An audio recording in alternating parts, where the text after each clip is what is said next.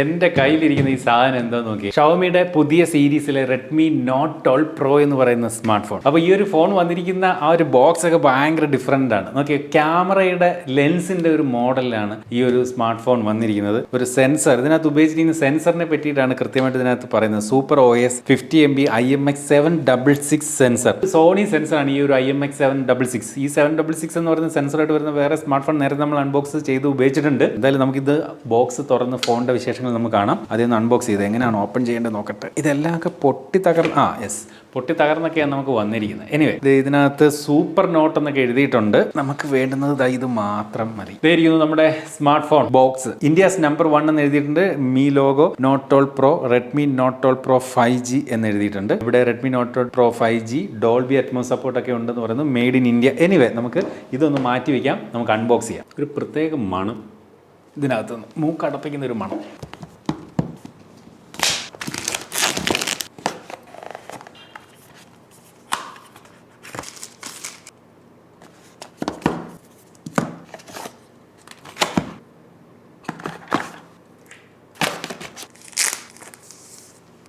Super design അല്ലേ, Redmi note 12 pro. ഈ ഒരു സ്മാർട്ട് ഫോണിന്റെ ഡിസൈൻ വൈസിലേക്ക് വന്നു കഴിഞ്ഞാൽ ഇവിടെ പ്രോ പ്ലസും പ്രോയും നമ്മൾ പരിശോധിക്കുന്ന പ്രോയും ഇത്തരത്തിൽ ബാക്കിൽ ഗ്ലാസ് ബോഡിയാണ്. ഇതിനകത്ത് ഇത്തരത്തിൽ സ്പാർക്കിൾസ് കണക്കുള്ള ഒരു ഡിസൈനാണ് ഈ ഒരു പർട്ടിക്കുലർ കളർ വേരിയന്റിൽ റെഡ്മി നൽകിയിരിക്കുന്നത്. അത് സബ്ജക്റ്റീവ് ആണ്. ചിലർക്ക് ഒരുപക്ഷെ അത് ഭയങ്കര ഇഷ്ടപ്പെടാൻ സാധ്യതയുണ്ട്, ചിലർക്ക് ഒരുപക്ഷെ ഒത്തിരി ഓവർ അല്ലേ എന്ന് തോന്നാനും സാധ്യതയുണ്ട്. എന്ത് തന്നെയായാലും കഴിഞ്ഞ പ്രാവശ്യത്തെ റെഡ്മി നോട്ട് 11 പ്രോ പോലെ തന്നെ ഒരു ബോക്സി ഡിസൈനാണ് ഈ ഒരു സ്മാർട്ട് ഫോണിനും റെഡ്മി ഇത്തവണയും നൽകിയിരിക്കുന്നത്. അതുകൊണ്ട് തന്നെയും കയ്യിലൊക്കെ ഹോൾഡ് ചെയ്യാൻ ഈ ഒരു ബോക്സി ഡിസൈൻ ആയതുകൊണ്ട് തന്നെയും ആ ഒരു എഡ്ജസ് കുറച്ചൊരു ബുദ്ധിമുട്ട് ഫീൽ ചെയ്യുന്നു എന്ന് പറയാതെ. കാരണം എനിക്ക് കുറച്ചുകൂടി ബാക്ക് കർവ്ഡ് ആയിട്ടുള്ള ഫോൺ ആണെങ്കിൽ നമുക്ക് കയ്യിൽ ഹോൾഡ് ചെയ്യാൻ കുറച്ചുകൂടി ഒരു എളുപ്പം ഫീൽ ചെയ്യാറുണ്ട്. അതുപോലെ ലുക്ക് ആൻഡ് ഫീൽ പറഞ്ഞു കഴിഞ്ഞാൽ മൊത്തത്തിൽ കാണാൻ ഒരു ഗുഡ് ലുക്കിംഗ് സ്മാർട്ട് ഫോൺ തന്നെയാണ്. മനോഹരമായിട്ടുള്ള ഡിസൈൻ തന്നെയാണ് എന്തായാലും റെഡ്മി ഈ ഒരു സ്മാർട്ട് ഫോണിനകത്ത് കൊടുത്തിരിക്കുന്നത്. അതുപോലെ ഇതിനകത്ത് എടുത്തു പറയേണ്ട ഒരു കാര്യം, ഡിസൈനിൽ ഫോണിനകത്ത് 3.5mm ഓഡിയോ ജാക്ക് നൽകിയിട്ടുണ്ട്. ഇന്ന് വരുന്ന പല ഫോണിലും ഇത്തരത്തിൽ 3.5mm ഓഡിയോ ജാക്ക് കൊടുക്കാറില്ല. അതുകൊണ്ട് തന്നെയും ഇത് ഉള്ളത് കൊണ്ട് നമുക്ക് എന്തായാലും വയർഡ് ഹെഡ്സെറ്റുകൾ ഉപയോഗിക്കാം. മാത്രമല്ല ഷവോമിയുടെ സ്മാർട്ട് ഫോണുകളിൽ കാണുന്ന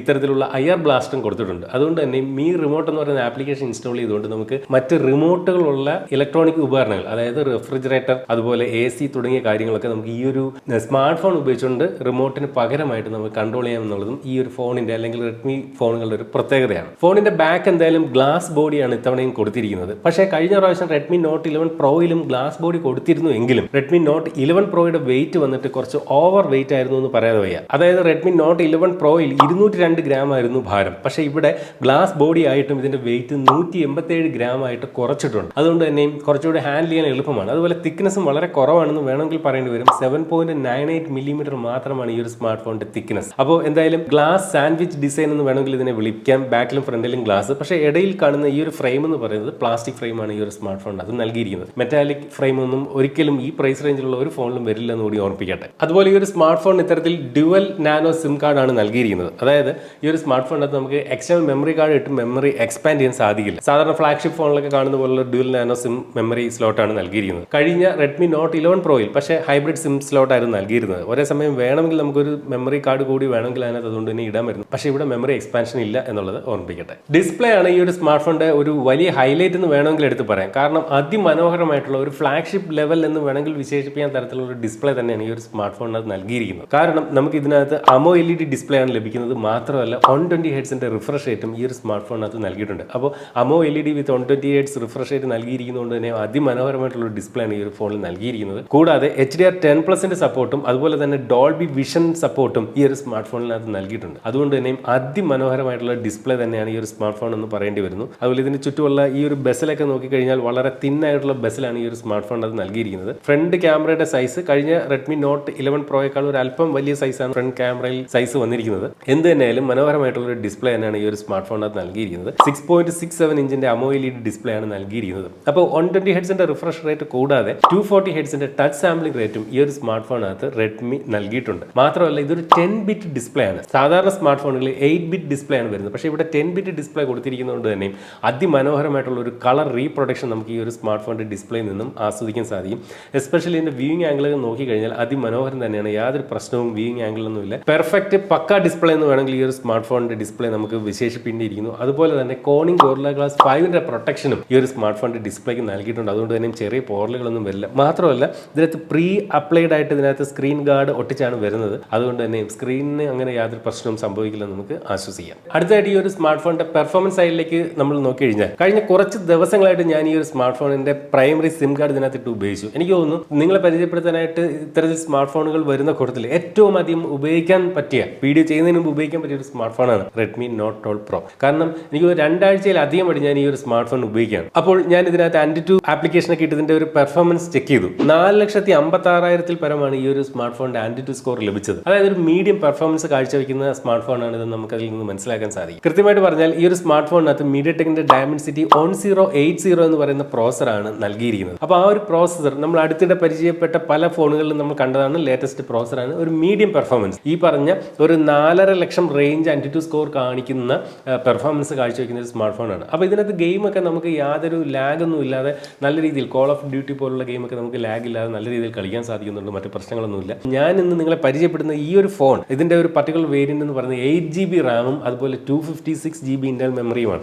അപ്പോൾ അത്തരത്തിലാണ് എനിക്ക് ഈ 4,56,000 ആൻറ്റിറ്റ്യൂഡ് സ്കോർ ലഭിച്ചതെന്ന് ഓർക്കുക. LPDDR4X റാം ടൈപ്പാണ് ഇതിനകത്ത് നൽകിയിരിക്കുന്നത്. അതുപോലെ സ്റ്റോറേജിന് UFS 2.2 ആണ് ഈ ഒരു സ്മാർട്ട് ഫോണിനകത്ത് നൽകിയിരിക്കുന്നത്. മാത്രമല്ല ഈ ഒരു സ്മാർട്ട് ഫോണിനകത്ത് മീഡിയടെക്കിന്റെ ഡയമൻസിറ്റി 1080 എന്ന പ്രോസർ നൽകിയിരിക്കുന്നതുകൊണ്ട് തന്നെ ഇതൊരു 5G ഫോണാണ്. കഴിഞ്ഞ വർഷത്തെ Redmi Note 11 Proയുടെ പ്രത്യേകത തന്നെ അതായിരുന്നു. അതൊരു 4G ഫോണായിരുന്നു. പക്ഷേ ഇവിടെ Redmi Note 12 Proയിലേക്ക് വന്നപ്പോൾ അത് 5Gയിലേക്ക് മാറിയിട്ടുണ്ട്. 10 5G ബാൻഡുകളുടെ സപ്പോർട്ടാണ് Redmi ആവശ്യപ്പെടുന്നത്. എന്ത് തന്നെയായാലും ഇത് 5G റെഡി ഫോണാണ്. അതായത് പല ഫോണുകളും ഇപ്പോൾ 5G ഫോൺ എന്ന് പറയുന്നെങ്കിലും പിന്നീട് ഒരു സോഫ്റ്റ്വെയർ അപ്ഡേറ്റിലോടുകൂടിയാണ് പലപ്പോഴും 5G അതിനകത്ത് ലഭിച്ചു തുടങ്ങുന്നത്. അല്ലെങ്കിൽ 5G പ്രിഫേർഡ് നെറ്റ്വർക്ക് നമുക്ക് ഉപയോഗിക്കാൻ സാധിക്കുന്നത്. പക്ഷേ ഇവിടെ ഔട്ട് ഓഫ് ദ ബോക്സ് തന്നെ ഇത്തരത്തിൽ 5G റെഡിയാണ് ഈ ഒരു സ്മാർട്ട് ഫോൺ എന്ന് പറയേണ്ടി വരുന്നു. ഞാൻ ഇതിന്റെ പ്രിഫേർഡ് നെറ്റ്വർക്കിൽ കയറി നോക്കുമ്പോൾ ഇത്തരത്തിൽ പ്രിഫർ 5G എന്ന ഓപ്ഷൻ നമുക്ക് ഇവിടെ കാണാം. അതായത് നമുക്ക് 5G നെറ്റ്വർക്ക് നിങ്ങളുടെ അടുത്തുണ്ടെങ്കിൽ തീർച്ചയായിട്ടും നിങ്ങൾ താമസിക്കുന്ന സ്ഥലത്ത് നിങ്ങൾ ഉപയോഗിക്കുന്ന സിം നെറ്റ്വർക്കിന് 5G ഉണ്ടെങ്കിൽ തീർച്ചയായിട്ടും ഈ ഒരു ഫോണിനകത്ത് ആ സിം കാർഡ് ഉപയോഗിച്ച് കഴിഞ്ഞാൽ തീർച്ചയായിട്ടും ഇതിനകത്ത് 5G കിട്ടുമെന്ന് ചുരുക്കം. അപ്പോൾ 5G റെഡിയാണ് ഈ ഒരു സ്മാർട്ട് ഫോൺ. അടുത്തായിട്ട് ഈ ഒരു ഫോണിന്റെ ബാറ്ററി സൈഡിലേക്ക് വന്നു കഴിഞ്ഞാൽ എനിക്ക് ഈ ഒരു ഫോൺ ഏകദേശം 40 മണിക്കൂറിലധികമുള്ള ബാറ്ററി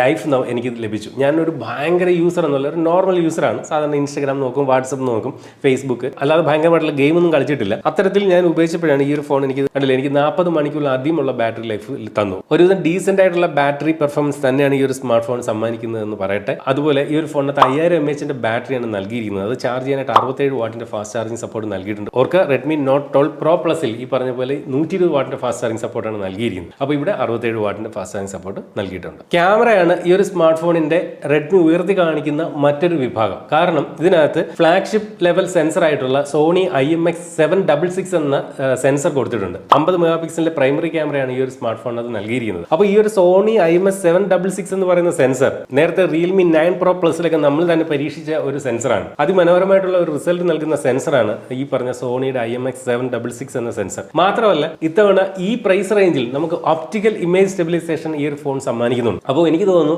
ഈ പ്രൈസ് റേഞ്ചിൽ ഒപ്റ്റിക്കൽ ഇമേജ് സ്റ്റെബിലൈസേഷൻ മറ്റു ഫോണുകളിൽ അങ്ങനെ ലഭിക്കാറില്ല. അപ്പോൾ ഒപ്റ്റിക്കൽ ഇമേജ് സ്റ്റെബിലൈസേഷൻ ഉള്ളതുകൊണ്ട് തന്നെ വളരെ സ്റ്റഡി ആയിട്ടുള്ള വീഡിയോ ഫുട്ടേജിൽ നമുക്ക് എടുക്കാം. മാത്രമല്ല നമ്മൾ ഫോട്ടോകളൊക്കെ ഈ ഒരു സ്മാർട്ട് ഫോൺ ഉപയോഗിച്ചുകൊണ്ട് ക്ലിക്ക് ചെയ്യുമ്പോൾ കൈ അഥവാ ഒന്ന് ഷേക്ക് ആയാലും ബ്ലേറി ഫോട്ടോ വരില്ല. കാരണം ഒപ്റ്റിക്കൽ ഇമേജ് സ്റ്റെബിലൈസേഷൻ ഉള്ളതുകൊണ്ട് തന്നെ കുറച്ച് ഡീസെന്റ് ആയിട്ടുള്ള ബ്ലേറി ആകാത്ത തരത്തിലുള്ള ഫോട്ടോസ് നമുക്ക് ഈ ഒരു സ്മാർട്ട് ഫോൺ ഉപയോഗിച്ചുകൊണ്ട് ലഭിക്കും. അപ്പോൾ പ്രൈമറി ക്യാമറ കഴിഞ്ഞാൽ പിന്നീട് 8 മെഗാ പിക്സലിന്റെ ഒരു അൾട്രാ വൈഡ് ആംഗിൾ ക്യാമറയും 2 മെഗാ പിക്സലിന്റെ ഒരു മാക്രോ സെൻസറുമാണ് ഈ ഒരു സ്മാർട്ട് ഫോണിനകത്ത് നൽകിയിരിക്കുന്നത്. നേരത്തെ Redmi Note 11 Proയിൽ മൊത്തത്തിൽ 4 ക്യാമറകൾ ഉണ്ടായിരുന്നു. 2 മെഗാ പിക്സലിന്റെ ഒരു ഡെപ്ത് സെൻസർ കൂടി അധികമായിട്ടുണ്ടായിരുന്നു. പക്ഷേ അവിടെ 108 മെഗാ പിക്സലിന്റെ പ്രൈമറി ക്യാമറ ആയിരുന്നു എന്നുള്ളതും ഓർക്കുക. അപ്പോൾ ഇവിടെ 108ൽ നിന്ന് 50ലേക്ക് കുറഞ്ഞെങ്കിലും ഈ പറഞ്ഞ സോണി IMX766 എന്ന ആ മനോഹരമായിട്ടുള്ള സെൻസറാണ് ഈ ഒരു ഫോണിനകത്ത് ഉപയോഗിച്ചിരിക്കുന്നത്. ഒരുവിധം ഡീസെന്റ് ആയിട്ടുള്ള ഫോട്ടോ ക്വാളിറ്റി തന്നെ നമുക്ക് ഈ ഒരു സ്മാർട്ട് ഫോൺ സമ്മാനിക്കുന്നുണ്ട്. എസ്പെഷ്യലി ഇതിന്റെ ആ ഒരു മാക്രോ 2 മെഗാ പിക്സലേ ഉള്ളൂ എങ്കിലും വളരെ നീറ്റ് ആയിട്ടുള്ള ഒരു മാക്രോ ഷോട്ടുകൾ നമുക്ക് ആ ഒരു മാക്രോ സെൻസർ നൽകുന്നുണ്ട്. പ്രൈമറി സെൻസർ ഒക്കെ ഓക്കെയാണ്. ലോ ലൈറ്റ് പെർഫോമൻസും തരക്കേടില്ലാത്ത പെർഫോമൻസ് തന്നെയാണ് ഈ ഒരു സ്മാർട്ട് ഫോൺ സമ്മാനിക്കുന്നത്. ഒപ്റ്റിക്കൽ ഇമേജ് സ്റ്റെബിലൈസേഷൻ ഉള്ളതുകൊണ്ട് തന്നെ നേരത്തെ പറഞ്ഞ പോലെ നല്ല സ്റ്റെബിലൈസ്ഡ് ആയിട്ടുള്ള വീഡിയോ ഫുട്ടേജുകളും നമുക്ക് ഈ ഒരു സ്മാർട്ട് ഫോൺ ഉപയോഗിച്ചുകൊണ്ട് എടുക്കാൻ സാധിക്കുന്നുണ്ട്. ഈ ഒരു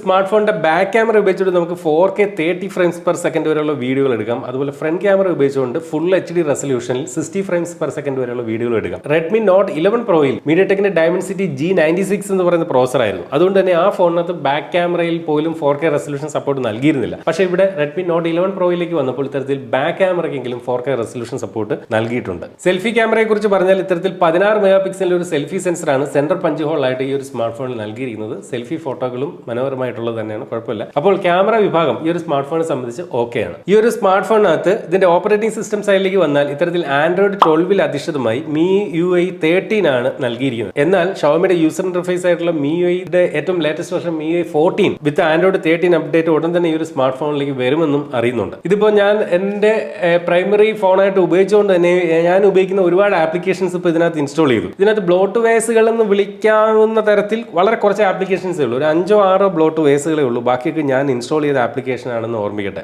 സിലി, സ്പോട്ടിഫൈ, സ്നാപ്ചാറ്റ് തുടങ്ങിയ ഒരു 5-6 ആപ്ലിക്കേഷൻസ് ഇത്തരത്തിൽ ഈ ഒരു സ്മാർട്ട് ഫോണിനകത്ത് ബ്ലോട്ട് വേസുകളായിട്ടുണ്ട്. പുതിയ ഏതെങ്കിലും ആപ്ലിക്കേഷൻസ് ഇൻസ്റ്റാൾ ചെയ്യുമ്പോൾ ആഡ് റെക്കമെൻഡേഷനോ അങ്ങനെയുള്ള പ്രശ്നങ്ങളൊന്നും ഇല്ല. അത് ഞാൻ ഇതിന്റെ ഇനിഷ്യൽ സെറ്റപ്പിൽ തന്നെ അത്തരമുള്ള റെക്കമെൻഡേഷൻ ഓഫ് ചെയ്തിരുന്നു. അതുകൊണ്ടാവാം. എന്തായാലും കുഴപ്പമില്ലാത്ത ഒരു യൂസർ ഇന്റർഫേസ് തന്നെയാണ് ഈ ഒരു സ്മാർട്ട് ഫോൺ സമ്മാനിക്കുന്നത്. ഈ പറഞ്ഞ നോട്ടിഫിക്കേഷൻ ഏരിയയിലൊക്കെ അത്തരത്തിലുള്ള ഒരു ആഡ് റെക്കമെൻഡേഷൻ ഒന്നും എനിക്ക് അങ്ങനെ വന്നില്ല എന്ന് ഓർമ്മിപ്പിക്കട്ടെ. 2 പ്രധാനപ്പെട്ട ആൻഡ്രോയിഡ് അപ്ഡേറ്റുകളാണ് റെഡ്മി ഈ ഒരു സ്മാർട്ട് ഫോൺ ആവശ്യപ്പെടുന്നത്. അതായത് നിലവിൽ ഇത് ആൻഡ്രോയിഡ് 12 ആണ്. അതുകൊണ്ട് തന്നെ 13 14 അപ്ഡേറ്റ് നമുക്ക് കിട്ടും. അതുപോലെ 4 വർഷം വരെയുള്ള ആൻഡ്രോയിഡ് സെക്യൂരിറ്റി അപ്ഡേറ്റും ഈ ഒരു സ്മാർട്ട് ഫോണിൽ ലഭിക്കും.